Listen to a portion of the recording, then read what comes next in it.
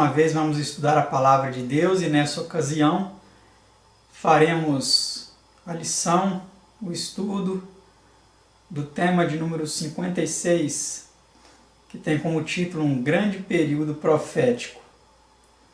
Na lição anterior nós chegamos a mencionar esse período, mas dissemos que na próxima lição, que é essa, faríamos mais detalhadamente os comentários e compreenderíamos melhor este período profético. E nós o faremos agora. Eu quero dizer para você que está assistindo esse estudo que não fique só com você, que você convide outras pessoas, que você chame outras pessoas para assistir com você, que você compartilhe esse vídeo também com outros, para que eles compreendam juntamente com você a importância de ver o cumprimento profético desse grande período de tempo na profecia de Daniel. Antes de iniciarmos o estudo desta ocasião, eu convido a você que se ajoelhe comigo para orarmos ao Senhor.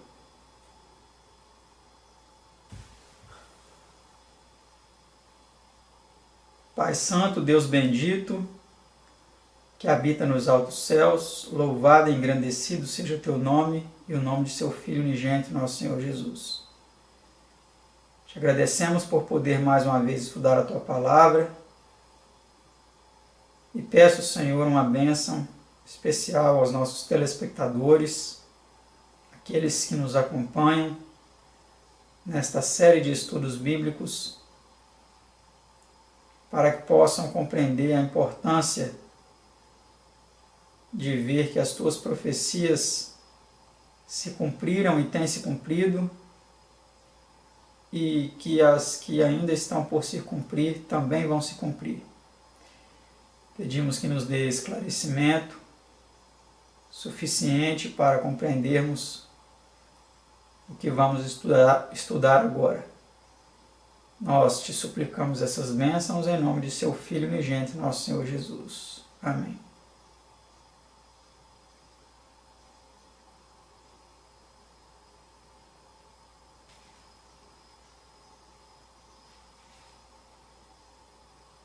Então, como você viu, nós vamos estudar sobre um grande período profético, que são os 2.300 dias de Daniel 8, ou o tempo do libertamento e do juízo. Provavelmente também teremos que fazer esta lição em duas partes, por ser também um tema longo, e eu peço a sua compreensão caso não seja possível passar este assunto todo em um único vídeo, para não ficar muito longo, né? Então, provavelmente, talvez passaremos o início deste estudo em um vídeo e o restante em um outro vídeo. Vamos então para a primeira pergunta. Imediatamente após a visão de Daniel 8, que aprendeu Daniel de seu estudo da profecia de Jeremias? Vamos ver o que ele aprendeu. No ano 1º de Dario, eu, Daniel, entendi pelos livros que o número dos anos de que falara o Senhor ao profeta Jeremias, em que haviam de acabar as assolações de Jerusalém, era de 70 anos. Daniel 9, 1 e 2. A primeira deportação para a Babilônia, quando Daniel e seus companheiros foram levados cativos, ocorreu no ano 606. E os 70 anos da profecia de Jeremias, portanto, em 536 a.C. O primeiro ano do reinado de Dario foi 538 a.C. E o período de restauração estava, pois, apenas 2 anos distantes daquele tempo. Então nós vemos aí, todas as datas, toda a cronologia que envolveram este importante período profético, o início, desse importante período profético. Vemos que o povo estava em Babilônia e que o cativeiro deles em Babilônia duraria 70 anos, e Daniel percebeu que esse tempo já estava se esgotando, já estava terminando, o que indicaria então o retorno daqueles que quisessem, logicamente, obviamente, dos judeus que quisessem retornar para Jerusalém, que estava em ruínas, que estava toda destruída, mas que, como sabemos, ela foi reconstruída. Vamos para a pergunta 2. Ao aproximar-se o tempo do libertamento do cativeiro, que fez Daniel? Então nós vemos aí Daniel dizendo: E eu dirigi o meu rosto ao Senhor Deus, para o buscar com oração e súplicas, com jejum e saco e cinza. Daniel 9, verso 3. Então, quando Daniel percebeu que esse tempo estava se aproximando, o tempo para finalizar o cativeiro dos judeus em Babilônia, ele começou a buscar a Deus com oração, com súplicas, jejum, com pano de saco, em sinal de humilhação, com cinzas, para clamar a Deus sobre o cumprimento desta promessa de retorno do povo a Jerusalém. Pergunta 3. Que urgente petição do profeta relaciona esta oração com a visão da retirada da contínua mediação e desolação do santuário registrado em Daniel 8? Então nós vamos ver aqui qual que é a relação, dessa petição do profeta, dessa oração do profeta, com a visão que ele teve em Daniel 8. Agora, pois, ó Deus nosso, ouve a oração do teu servo e as suas súplicas, e sobre o teu santuário assolado faze resplandecer o teu rosto por amor do Senhor. Daniel 9, verso 17. Então nós vemos aí que Daniel orava para que o santuário assolado, o templo, de Jerusalém, que estava destruído, que estava assolado, fosse restaurado. E nós vemos que esse era um dos aspectos aí da profecia de Daniel 8, que falava, que mencionava sobre também a restauração do templo, que seria um dos pontos de partida para o início dessa profecia das 2.300 tardes e manhãs. Pergunta 4. Ao terminar Daniel sua oração, que certeza lhe deu Gabriel? Vamos ver então o que Gabriel disse a ele. Ele me instruiu e falou comigo dizendo: Daniel, agora saí para fazer-te entender o sentido. Daniel 9, 22. Nós vemos aí que o anjo foi enviado para fazer Daniel compreender o sentido dessa visão. Pergunta 5. Que instrução anterior relacionada com a visão de Daniel 8 estava sendo assim mais amplamente executada? Vejamos a resposta. E ouvi uma voz de homem entre as margens do Ulai, a qual gritou e disse: Gabriel, dá a entender a este a visão. Daniel 8, verso 16. Então Daniel ouviu essa voz, ordenando ao anjo que fizesse Daniel compreender a visão. Pergunta 6. Por que eram necessárias instruções adicionais quanto a esta visão? E eu, Daniel, enfraqueci e estive enfermo alguns dias. Então levantei-me e tratei do negócio do rei, e espantei-me acerca da visão, e não havia quem a entendesse. Daniel 8, verso 16. Então nós vemos aqui a dificuldade de Daniel em compreender essa visão. Não tinha quem entendesse essa visão, e ela ficaria na obscuridade se o anjo não fosse enviado para fazer Daniel compreendê-la, Pergunta 7. Para quem então dirigiu Gabriel a atenção de Daniel? Vamos ver então como o anjo Gabriel dirigiu a atenção de Daniel para a compreensão. No princípio das tuas súplicas saiu a ordem, e eu vim para tu declarar, porque és muito amado. Toma, pois, bem sentido na palavra e entende a visão. Daniel 9, 23. Nós vemos que Daniel ele estava ali às margens do Ulai, e o anjo Gabriel foi enviado a ele com o significado dessa visão, para que ele então assim pudesse se confortar, né? Porque ele esteve aflito, esteve doente alguns dias, ficou com a mente perturbada realmente por não compreender essa visão. Vamos aqui para algumas explicações em algumas notas aqui em nosso estudo. Há prova abundante de que as instruções contidas no 9º capítulo de Daniel suplementam e interpretam a visão do capítulo 8º. Note-se os seguintes fatos.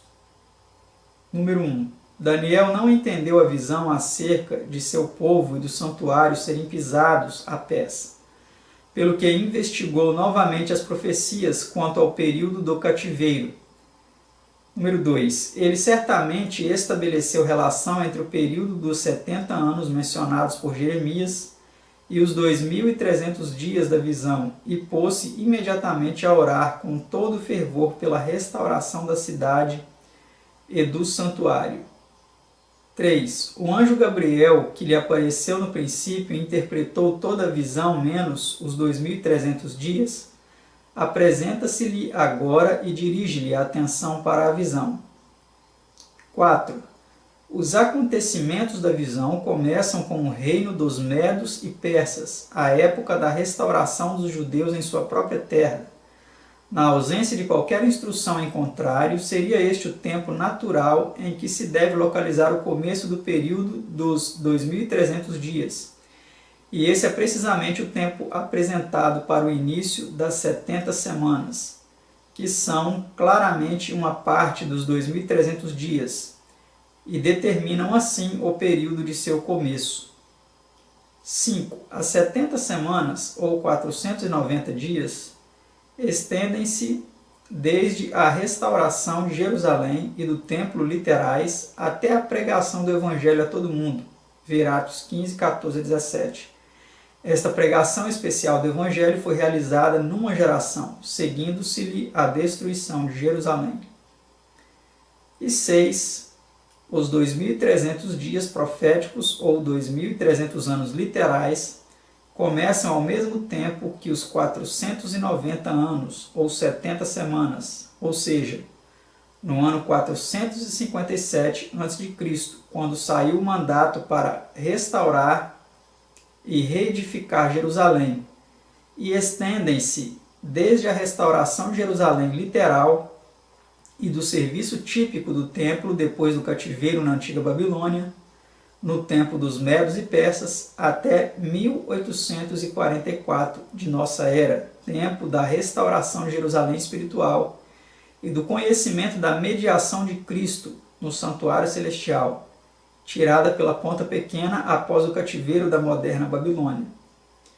Este trabalho de restauração deve ser efetuado numa geração pela pregação do Evangelho a todo mundo, Apocalipse 14, 6 a 12, seguindo-se-lhe a destruição da terra ou queda das nações, de que a destruição de Jerusalém foi um tipo.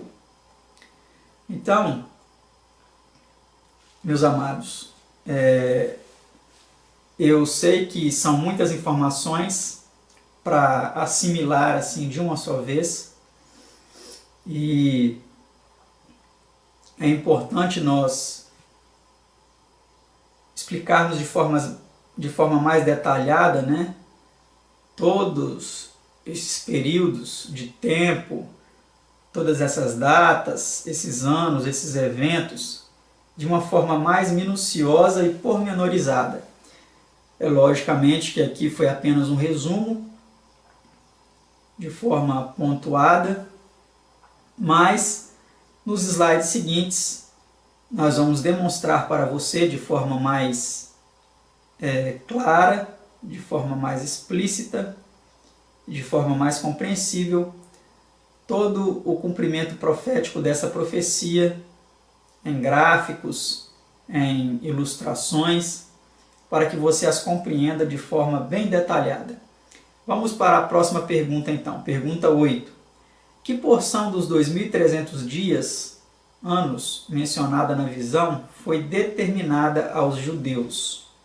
Então vamos ver a resposta a essa pergunta. 70 semanas estão determinadas sobre o teu povo e sobre a tua santa cidade. Daniel 9, 24, primeira parte. Então aí, como você percebe no gráfico seguinte, nós temos os 2.300 dias, os 2.300 anos, né?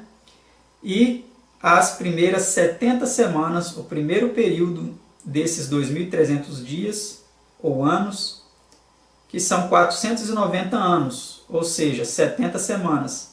Se você pegar 70 vezes 7, que é a quantidade de dias que tem uma semana, você vai encontrar 490 dias. Mas um dia em profecia representa um ano. Então, 70 semanas estariam determinadas ao povo de Daniel, ou seja, aos judeus, que são um período de 490 anos, que é a primeira parte do grande período de 2.300 anos. 2.300 dias proféticos e 2.300 anos literais, tá certo? Esses 490 anos seriam o tempo que a profecia apontaria para um trabalho especial de Deus com os judeus.